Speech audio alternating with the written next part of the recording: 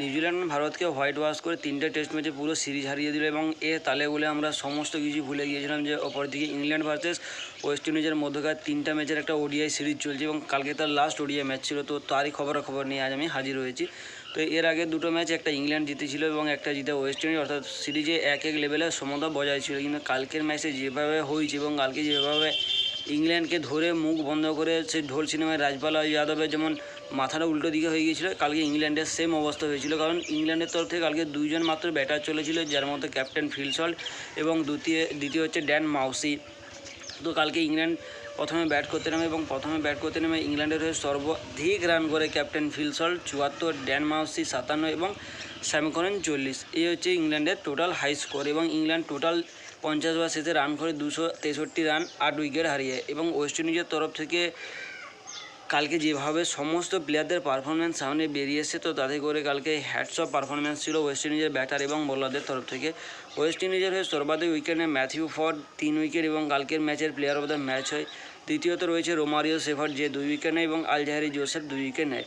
West Indies এর আগেও second ম্যাচটাতে একটা হাই স্কোর ম্যাচ ছিল, যা থেকে 328 রান টার্গেট ছিল, যেটা ইংল্যান্ড চেস করে নেয়, তাই আবার হাতে উইকেট রেখে। তো সেখান থেকে ইংল্যান্ডের উপর একটা ভরসা আছে যে যতই রান হোক ইংল্যান্ড কিন্তু চেস করে নেবে। অপরদিকে কালকে যেভাবে ওয়েস্ট ইন্ডিজ খেলা দেখিয়েছে, একই ম্যাচে দুটো সেঞ্চুরি আসে, একটা তো নট আউট সেঞ্চুরি আসে 128।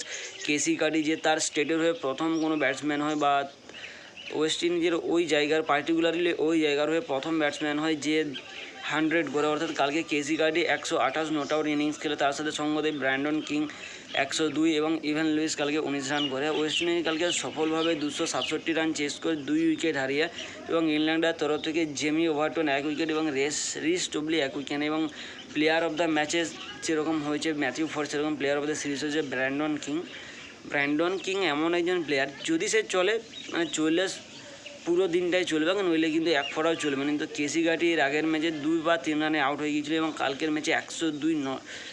তো অসাধারণ একটা কালকে খেলা হয়েছে, কিন্তু ওডিআইয়ের মতনই হয়েছে যেভাবে মেরেছে।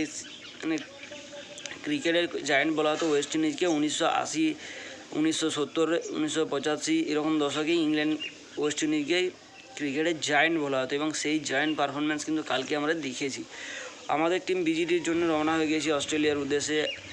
আজ 8 তারিখ, আজকে রাতের থেকে ম্যাচ শুরু হয়ে যাবে ইন্ডিয়া ভার্সেস সাউথ আফ্রিকা এবং তার আগে 9:30 থেকে শুরু হয়ে যাবে আমাদের পাকিস্তান ভার্সেস অস্ট্রেলিয়ার মধ্যকার দ্বিতীয় ওডিআই ম্যাচ। তো কালকে আজকে হাড্ডাহাড্ডি আছে, কারণ যেভাবে প্রথম ম্যাচে মার খেয়েছে পাকিস্তান, তো তাতে করে কামব্যাক করার একটা আশা রয়েছে। অপরদিকে ইন্ডিয়া যেভাবে হোয়াইট ওয়াশ হয়েছে নিউজিল্যান্ডের কাছে, সেম টিম না কিন্তু জোশটা সেম হওয়া দরকার।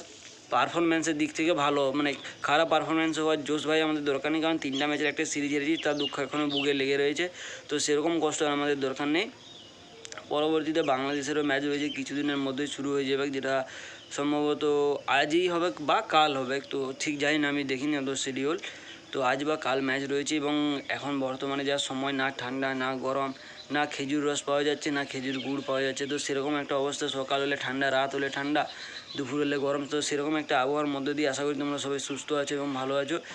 এর সাথে সাথে জুড়ে থাকো আমার সাথে, লাইক কমেন্ট শেয়ার এবং সাবস্ক্রাইব করে।